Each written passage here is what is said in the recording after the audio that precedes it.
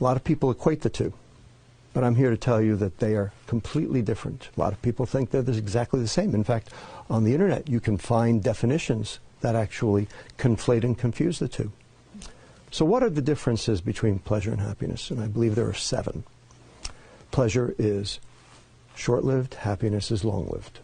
Pleasure is visceral, happiness is ethereal. Pleasure is taking, happiness is giving. Pleasure can be achieved with substances, happiness cannot be achieved with substances. Pleasure is experienced alone, happiness is experienced in social groups. The extremes of pleasure all lead to addiction, whether they be substances or behaviors. Yet there's no such thing as being addicted to too much happiness.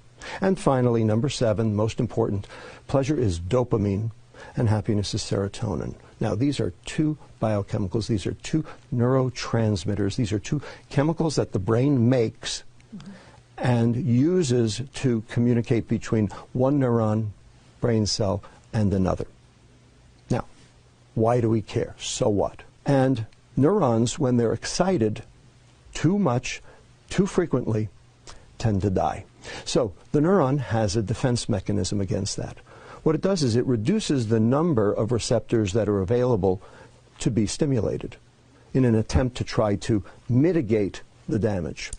Now, there's one thing that downregulates serotonin: dopamine.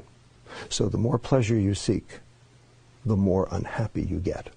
Have very specifically and in a coordinated fashion confused and conflated the term happiness with the term pleasure, so that you can buy happiness, so that they can sell you their junk.